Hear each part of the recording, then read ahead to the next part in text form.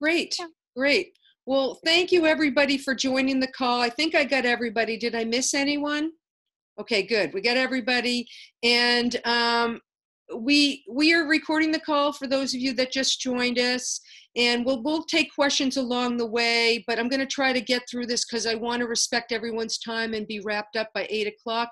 But just know that this is the first meeting that we're going to have, and we're going to have some more in-depth training. This is sort of more of just an orientation. So I want to jump right in and talk about the campaign overview. I'm going to bring up my notes so I know what I'm talking about here, and just tell you a little bit about the structure and the goals of the campaign. Basically, the goals is we need signatures. We need a lot of them. We need approximately 320 to 330,000 signatures to get over the threshold necessary to get that margin of error. So the Secretary of State only has to do a 5% spot check. If you get under a certain amount, they have to check every single signature, and we do not want to do that. They don't want to do that. We don't want them to do that. So the goal is to shoot for 320,000 signatures. If we get more than that, that's great, but that's our goal. So with that, our time frame is, filing date is March 11th is the first date that we can file initiative to the legislature. And that's the process that we're doing this time, initiative to the legislature, which is a different time frame than the initiative to the people, which what 1600 was. So filing in March, mid-March 11th, and the plan is to file right away. It'll take probably 2, 3, up to 4 weeks before we figure out the ballot title. We get assigned a number, but you have to negotiate the ballot title and the summary and all of that good stuff. And then once we get that finalized, we obviously have to print petitions, and that takes a little time. So the goal is to do our launches in April. If we can get petitions out earlier, we will, but we're looking at mid to late April for our launch events. We're definitely going to have at least one in King County, but we want launch events all over the state. They don't have to be on the same date. They can be over a 2-week period. The goal is to have those up and running so we can get petitions out to people quickly, get training, and just kind of hit the ground running as fast as we possibly can, because signature gathering is a numbers game. Let's just be honest, it's about numbers. And but we also look at it as an opportunity to engage the public on this issue that may not know about the issue. So we also look at our signature gatherers as ambassadors to this issue, as our front line to talk to the public about it, to get them on board.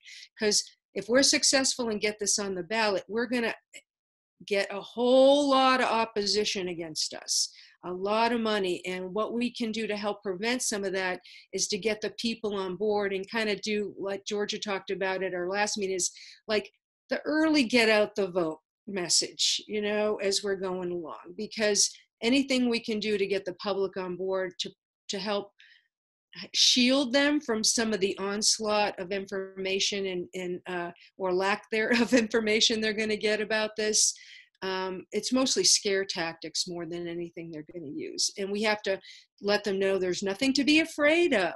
This is actually good. We're not going to just happen overnight. We're going to roll it out.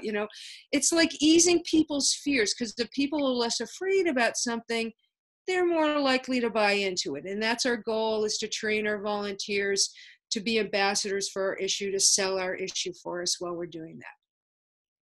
So how we're going to structure this campaign is we're going to have a steering committee, and it's going to be some of the current board members, but the goal is to recruit new board members, including people from labor, from business, from all over the state. We want a well-rounded steering committee. So if any of you are interested or know people that might fit into any of those categories, people that work in the health professionals, I know some of you are health professionals, those type of people we want on a steering committee. We'd ideally like other people from the other healthcare groups to join us, but we can't count on that. So we have to just continue to move forward and recruit people on our own. So the steering committee is really important. And under that is we want to have some staff. One thing that 1600 did not have is staff. And one thing I do know about Initiative doing it both ways, having staff makes your job a whole lot easier. You have people working on it full time, rallying the troops, keeping things in line. It's very hard to do that with an all volunteer. So the goal is to have a campaign director. I am the temporary one right now working part-time, but the goal is to eventually have a full-time campaign director. And then I would move to the steering committee. A field, actually two field directors, Georgia being one in Eastern Washington, and then we'd hire another Western Washington field director. If we had enough money, we'd hire somebody in Central Washington too, but you know, that's if we can get enough money. And then under that is going to be our county leads, which we're hoping that most of you on the phone here will be a part of that. And the county leads, and we're going to get into more details about that coming up, but basically you're going to be the people on the ground in helping us network with the volunteers, you know, point people, getting out petitions, all of that. We're going to talk more about that. And then obviously is our volunteers under that, signature gatherers, and then underneath that is just supporters. Maybe they don't want to gather, but they'll give us money. They'll share on Facebook. Maybe they don't want to get involved, but we still need them. So those are the kind of the levels that we have in the structure of the campaign. The biggest difference being we're adding staff this time, which we think is vital. And good news is we interviewed a fundraiser today that we think is going to be excellent. We have a couple more interviews, but we're leaning toward the one we had today, even though we have 2 more interviews. We got to be open-minded, but if the other 2 are even half as good as she is, we'll be thrilled.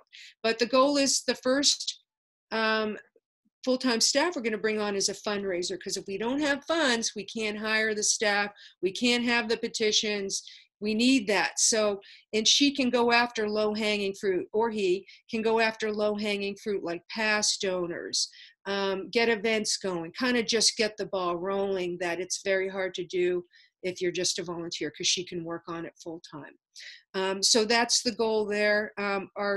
I mentioned our signature gathering goal, but our fundraising goal is right around our signature gathering goal. About $300,000 to $350,000 is our goal. So about an average, about $1 a signature, if you want to look at it that way, which is darn cheap if you think about ballot initiatives in the state of Washington. But it is very doable with this time frame. I do want to say that we already have, what is it, Georgia, almost 200,000 pledged signatures already on board. Yeah, before we even got a petition out the door.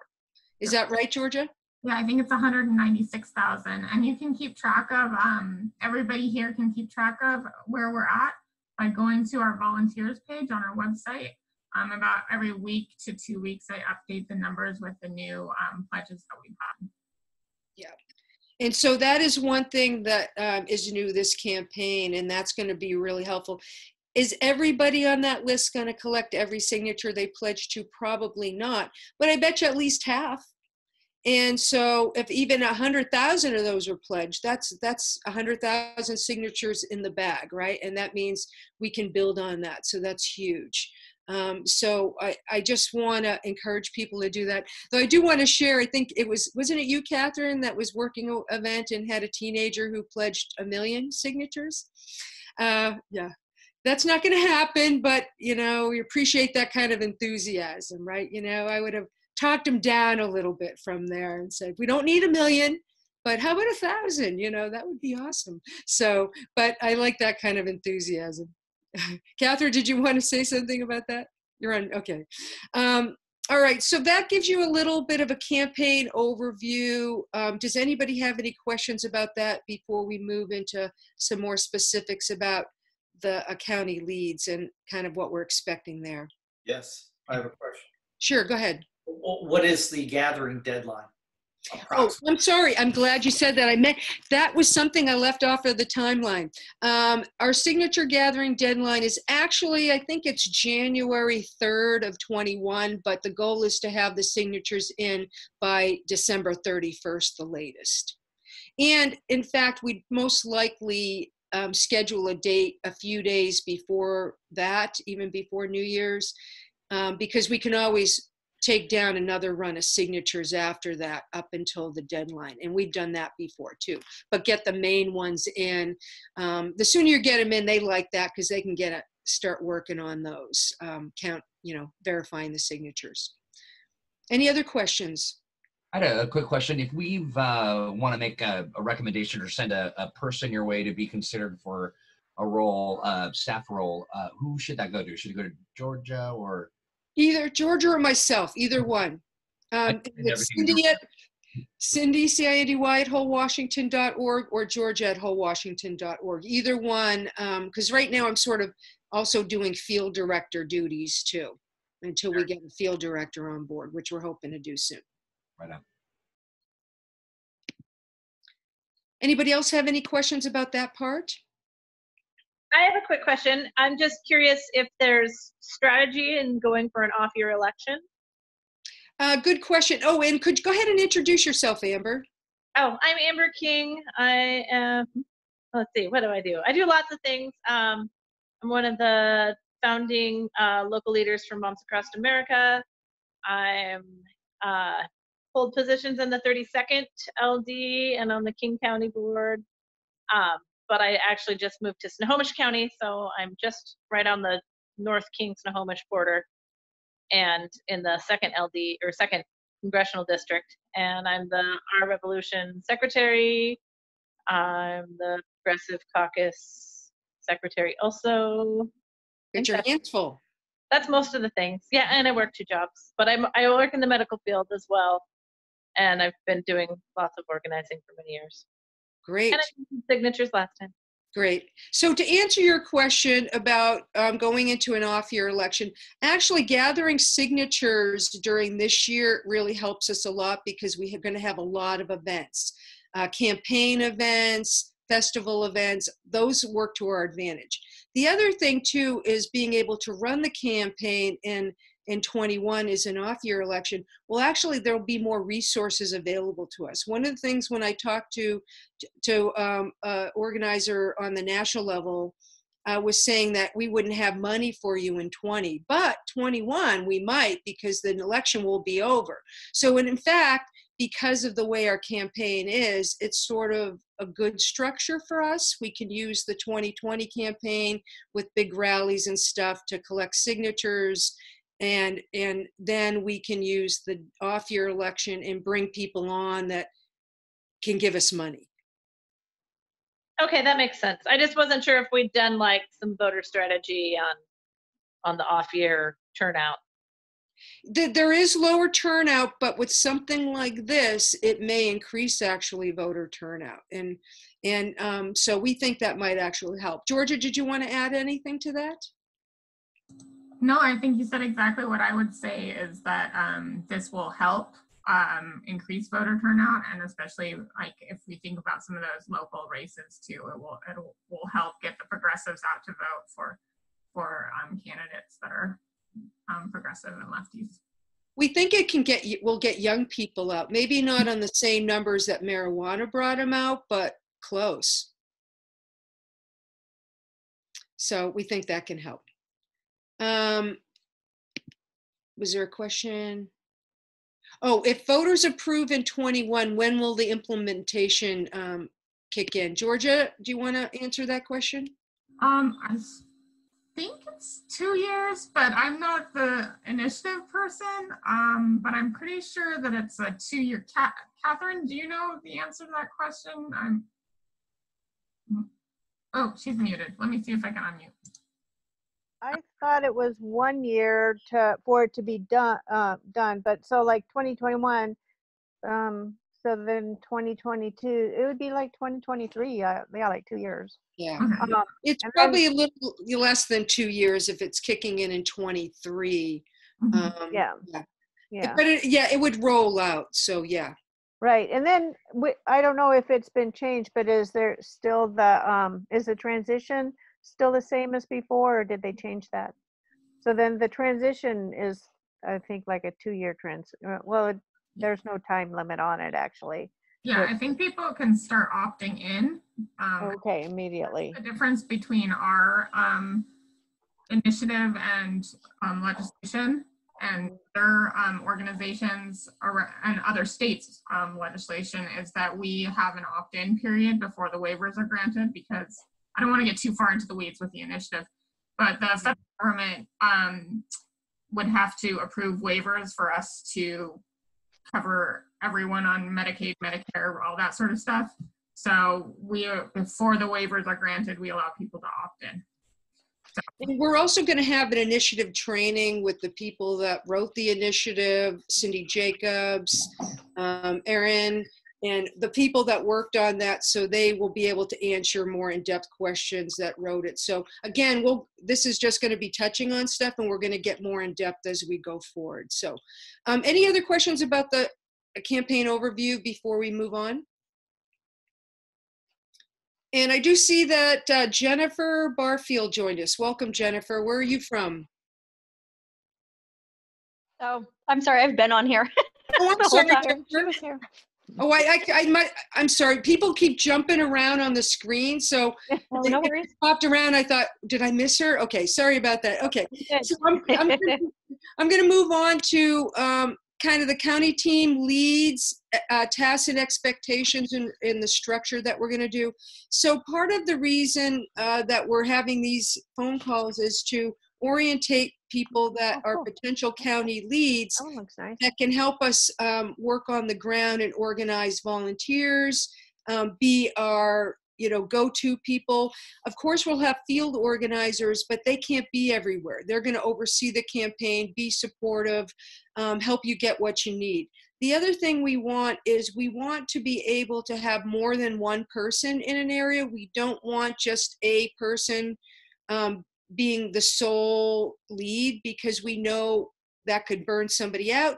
And then things happen in life, and we want to be able to have team partnerships.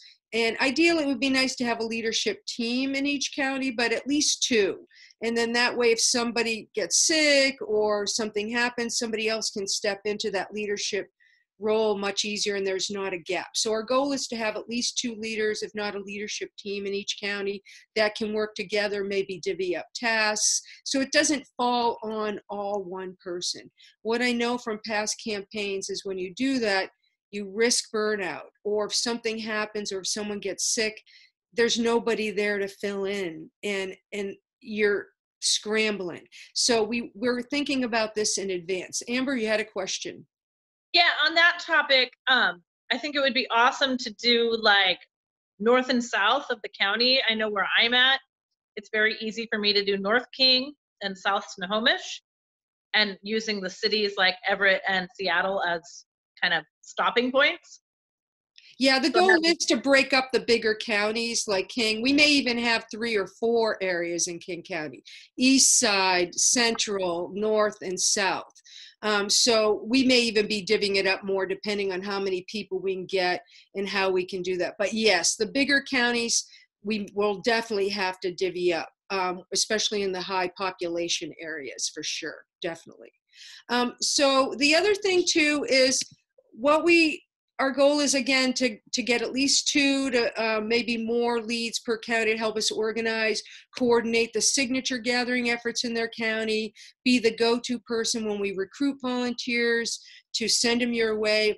Also, to help us recruit volunteers, what I know about a grassroots campaign is our motto should always be recruiting new volunteers, because what happens is you'll get some volunteers that come in, they'll do a little bit, but they don't necessarily stick.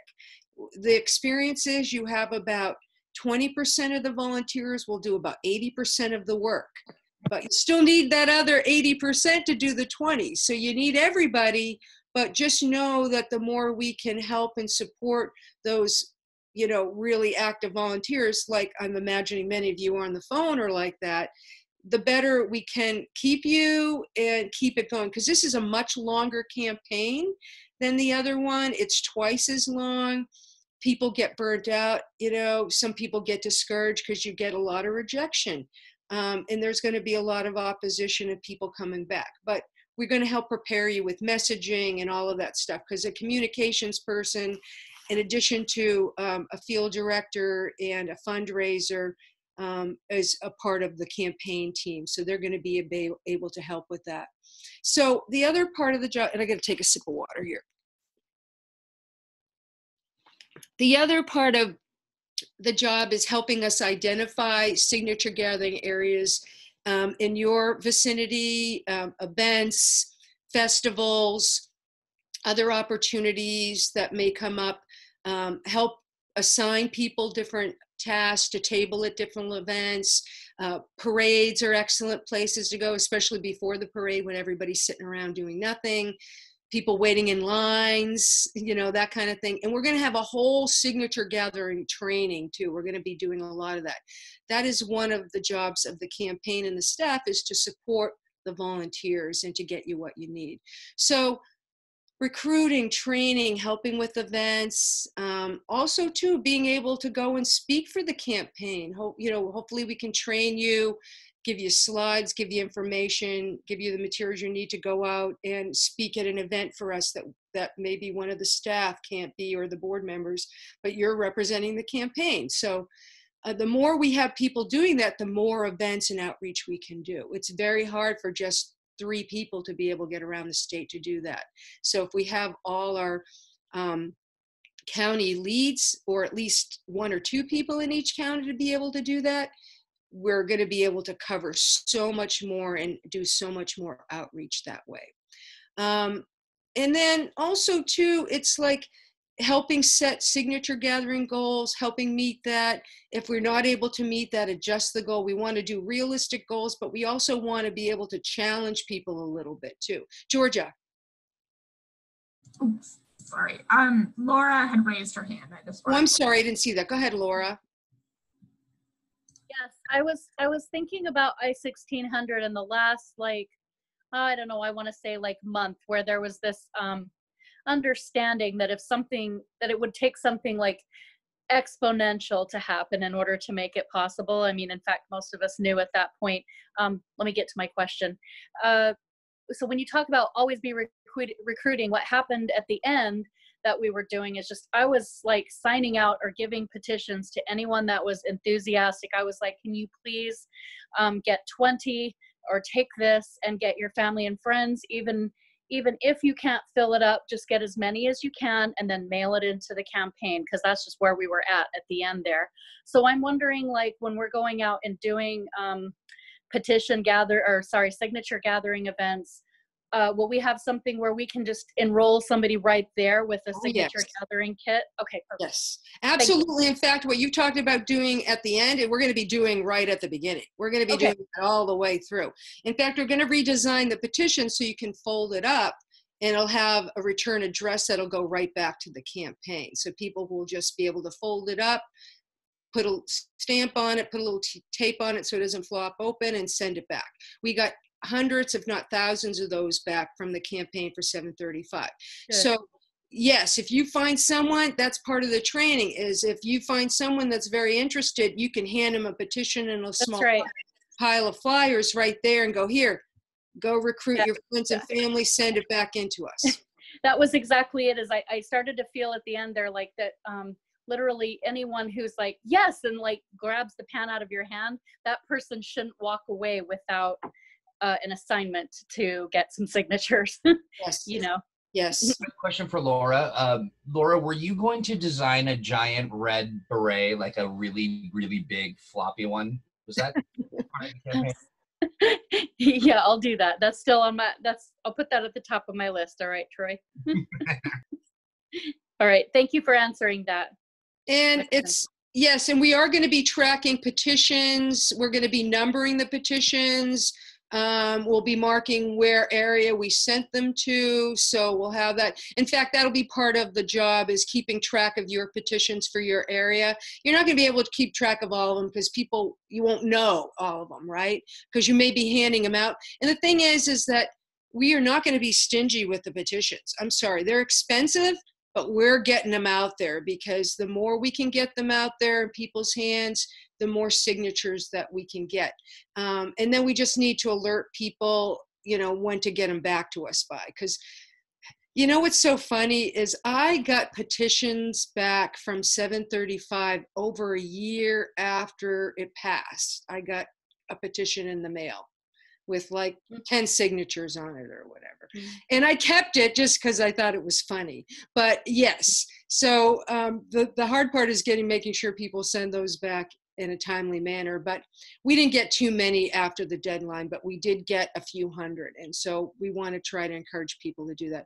But yes, we will definitely be handing those petitions out, getting anybody who's enthusiastic, getting them signed on board. We're going to have sign-up sheets. We'll have what volunteer packets for people will design, which will have a petition board with petitions, handouts, hopefully a t-shirt and some buttons and some other types of things like that, signage, as well as sign-up sheets, donation envelopes, things like that, that they have a whole packet equipped. And so the goal is to be able to hand this to a volunteer and they feel like they have all their equipment ready to go and they don't even have to, I'm even happy with getting pens and giving them their own pens, whatever we need to do to make it happen. To me, that's a small expense, but taking care of our volunteers is top priority. And that's a big part of your job, is helping us take care of volunteers. The other thing is I want to mention before I forget, and then I'll open it for questions, is we also want you to be able to participate in weekly check-ins, and we'll have a couple of different time frames each week, probably one on the weekend and one on a weeknight, for people to be able to just check in real quick. It'll be a Zoom meeting because with it all around the state, it's impossible to get everybody in the same room, though we will have some in-person meetings locally. For the team leads, we'll be doing Zoom meetings and doing check-ins, making sure, so people can share their frustrations, what they need, their successes, all of that stuff, kind of just to build that team camaraderie, because we're going to need that getting through it. Let's just face it. You are. So I want to stop there and just open it for any questions about that. I know I talked a lot there. Questions? I see a couple chats. What's the chat say? Preferences Tuesday or Wednesday night. Okay, that's good to know. Do you have some ideas or plans to discuss outreach to special communities, LGBTQ, health orgs, churches, nonprofits? Yes, that is going to be part of our comms director job, is going to be able to fine-tune messaging for different groups. The other thing I want to clearly talk about, this is not a progressive issue. This is a nonpartisan issue. We need to sell it as a nonpartisan issue. We can't wear our Bernie buttons when we're collecting signatures, unless you're at a Bernie event. Yes, wear all the things you want. But if we're going into a neighborhood that's mixed, we want to go in neutral. We need to go in like we're just here to solve the problem of healthcare. We're not interested in parties. We have to really sell it that way, because we are going to need support across the board from every party affiliation that people identify with, and sell it as a human issue, a basic right, not political. So I want to mention that. Questions? Go ahead, Catherine. There's been some interesting research done that One Payer States had talked a lot about how it's almost better to have your talk be more focused on from a conservative point of view, and how doing this is the patriotic thing to do, that we're going to take care of our people, that it's good for families. Try to focus it from a conservative point of view, because then it appeals to the conservatives, but it also appeals to the liberals too. Exactly. And that's what we're hoping with our communications person, Right. is to help us to work on that and develop those things, as well as slideshows and slide presentations that we can let you have access to, and do all that. We also want, and I haven't discussed this completely with Georgia yet, but I also want to set up a Facebook group unique to your county, so you can have your own organization, your own events there. You'll also be able to upload events directly to the Whole Washington website. And so we'll want to keep track of events that way. And then also, if there's bigger events going on in your county, we need to know about it so we can get you the materials you need. If you need extra volunteers, like for example, there may be a big event in King County, we may need to call other counties in to come help us with. Pride Parade is a perfect example. Pride Parade is an excellent signature gathering opportunity where you have literally tens of thousands of people hanging around in the streets. I think it's over 100,000, was a couple 100,000 people. And I remember when I was collecting for 735, I didn't even know where to start. So I started at the very beginning of the parade route before it started, and then just started walking my way down one side of the block. And I had 4 petition boards. And basically I barely even held them. I was just passing them down. And I got 80 signatures in a half an hour. But if you had 100 people there collecting signatures that day, or even 50, we could collect thousands of signatures in one day. So those are the kind of events we may have people kind of go, okay, all hands on deck for this one. Or we may need to send somebody else to another county to help them out there. So it's helping each other out, but also making sure we're getting the outreach done in the communities that we need to. Because if we have representation in every county, we're going to have outreach in every county, right? We're going to have contact.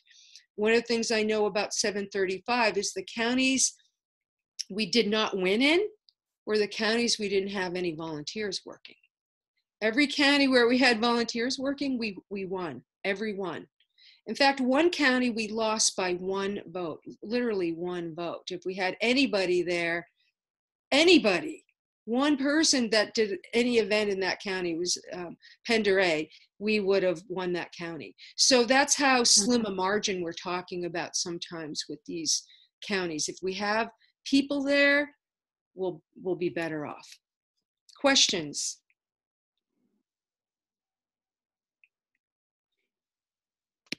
Yeah, I have a question. Sure.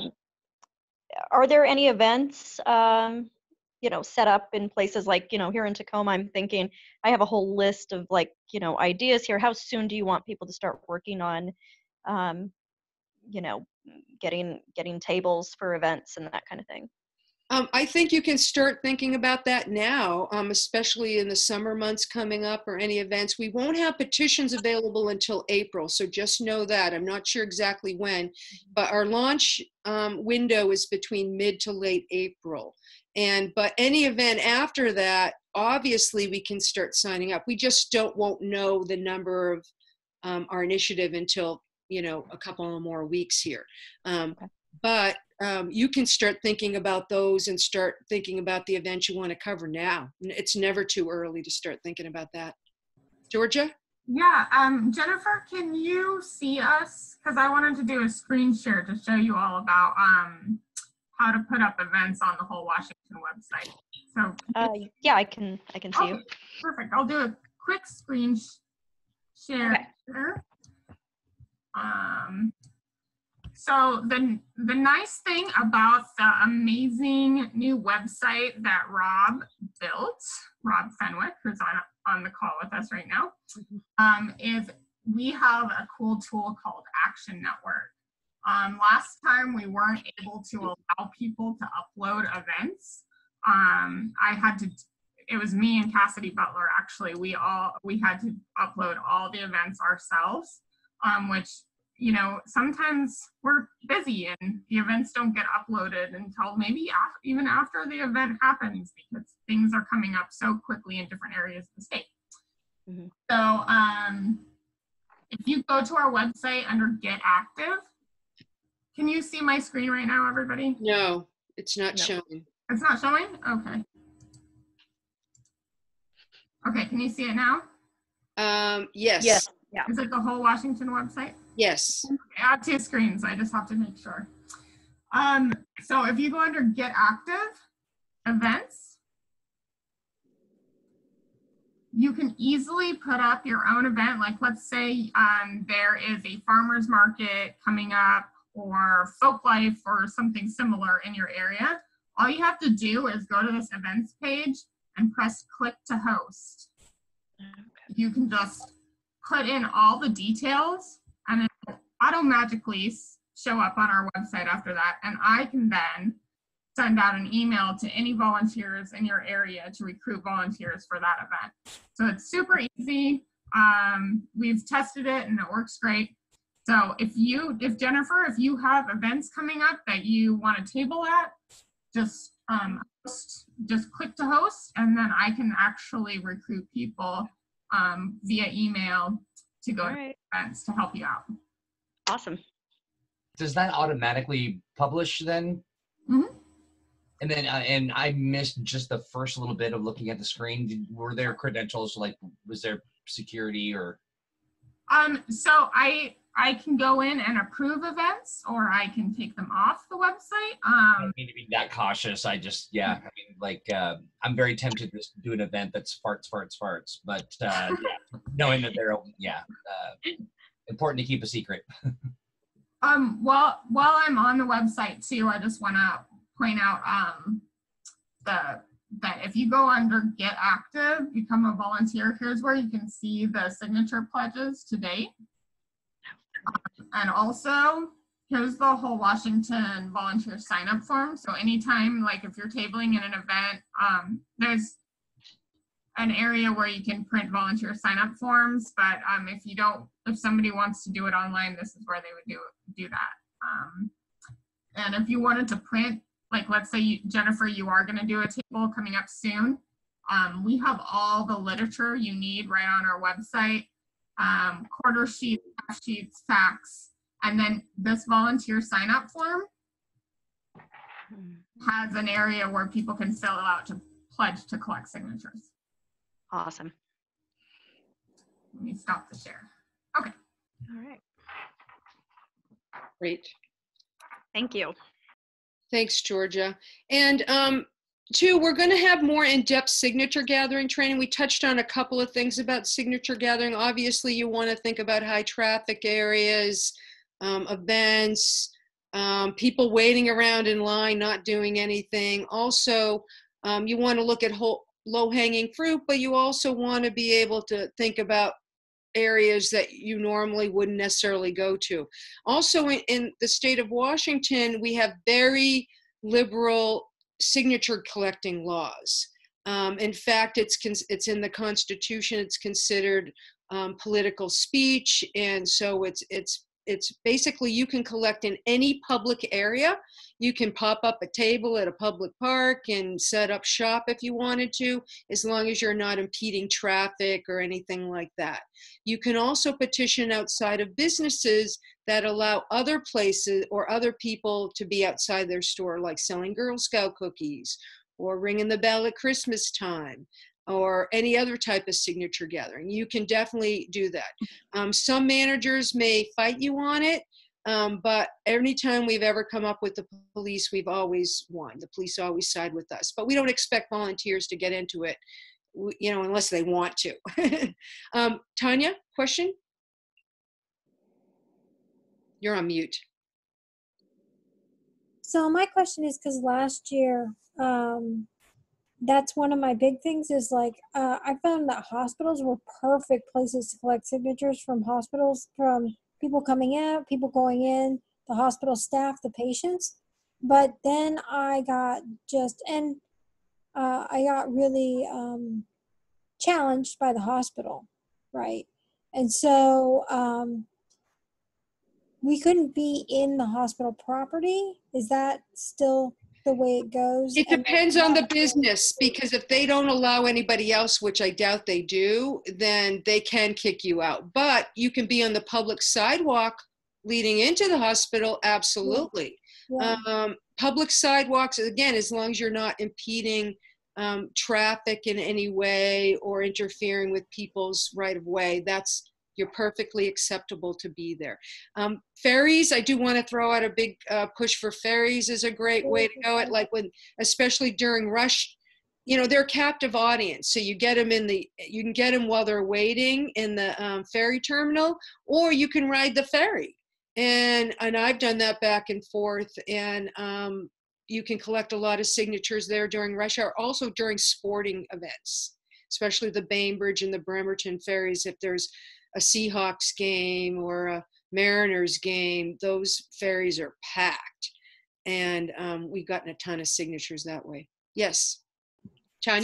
So, and then last year, when we were going with Catherine and I were down at what was it? It's the rest stops and stuff. Is that allowed or not? Because they gave us heck for being The down. rest stops, I don't know where you're talking about. Rest stops? Off of I-5, they have regulations that you have to fill out and get a permit for. Okay. You just have to sign up for it in I've never advance. done the rest stops before. We didn't really do rest stops, so I Yeah. didn't know that one. Yeah. I would recommend not doing rest stops again. I don't It think didn't work out very well. I mean, ferries, I think for days like that, when there maybe not any farmers markets or any big events, I would definitely recommend ferries, because people line up and they have nothing else to do but sign your petition. So. And actually ferries, we actually did a lot of the ferries when the weather got worse, because you could do it indoors, and we focused on the outdoor events when the weather was nicer. But, it doesn't matter. Wherever we can collect signatures. We're almost out of time, and before we end, I want to say a little about burnout. I mentioned this before, but one of the things that we want to be very conscious of is not burning out our volunteers and not putting too much strain on any one volunteer. That's why we want teams. We want to be able to share the workload, and if you feel like you're getting burnt out, you need to come and talk to us, and so we can support you. If you're not getting what you need, we need to know. And we're hoping to have good communication. I haven't mentioned this to Georgia yet, but I do want to set up a Google group for each area, as well as their own Facebook group.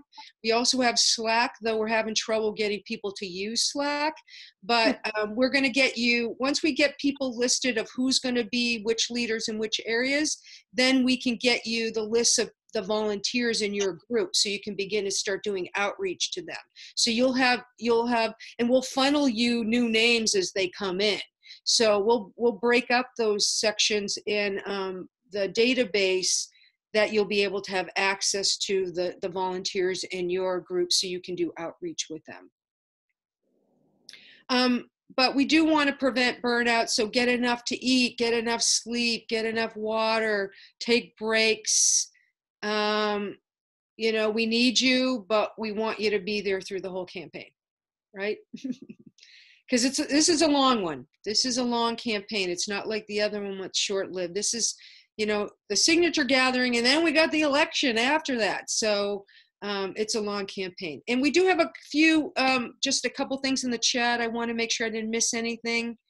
Somebody mentioned the Sounders games. Sporting events are great, though I found Seahawks to be more mixed. Mariners were a little more friendlier. I don't know why.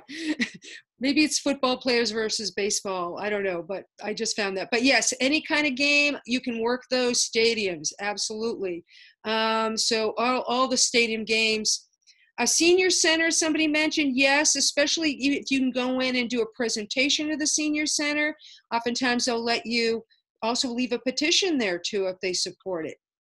And also, we're looking at small businesses to leave petitions in. So if there's a retail establishment, a restaurant that's supportive, we'd love to have a petition at their place to have people sign. And then, yes, we are going to do some outreach to labor. We're working on labor. We're getting more people on board. Again, like the way the world works, rank and file is on board. Leadership is always an issue. Let's just say that. And somebody mentioned Comic-Con. Yes. But that might be before we have petitions. When is the Comic-Con coming up? Comic-Con's coming up really soon. Yeah. That's ECCC. But there's Tacoma Comic-Con. There's I work in video games for my day job, and we're often there, so I can get us a list of all the stuff that's going on there, as well as pretty great list of volunteers that actually work the shows. So yeah, there's some Excellent. stuff we can do. Good, good. And yeah, Slack, we do have Slack, but unfortunately, not many people are using that.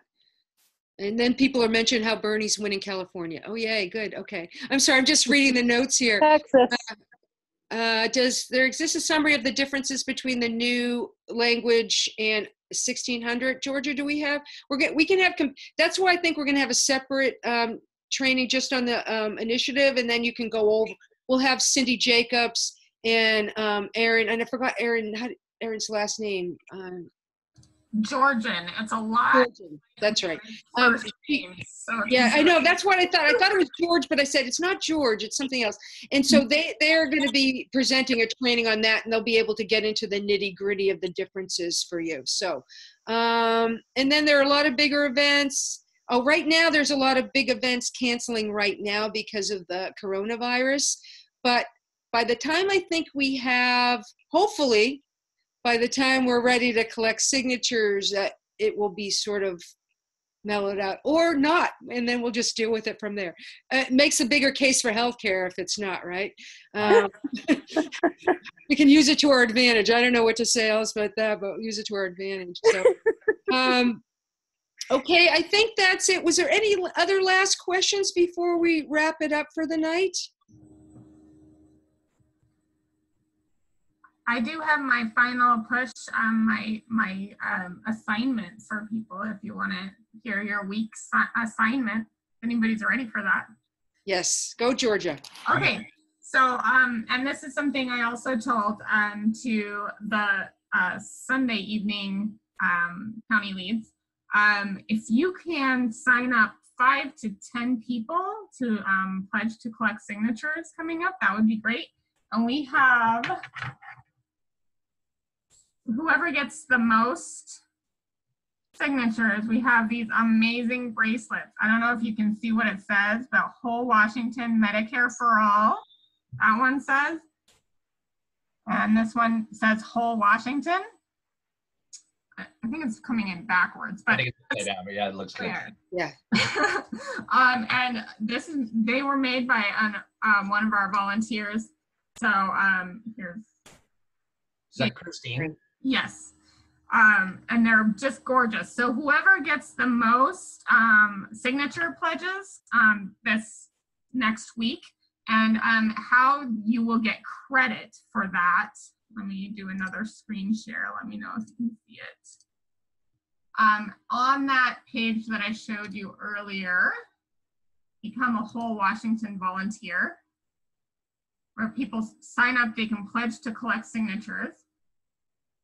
And it says, how did you hear about our campaign? If they put your name, I'll know that you're the one who recruited them, and I can tally it up at the end, and whoever gets the most signature pledges from new volunteers, you'll get a beautiful bracelet. Awesome. And one more other plug is, I mentioned earlier, we interviewed a fundraiser today, and we're trying to raise $5,000 to double our funds in the bank to be able to bring her on. So the last I looked, I think we raised a little over $700 already today, and we just started. But anything you can do to help us raise that $5,000 so we can hire our fundraiser to take over all those fundraising duties off of our hands, because it's hard to do fundraising and do everything else, and we need someone who's just focused on that. So anything you can do to help us with that, we have a goal of $5,000 by, I think, the end of this weekend to try to raise.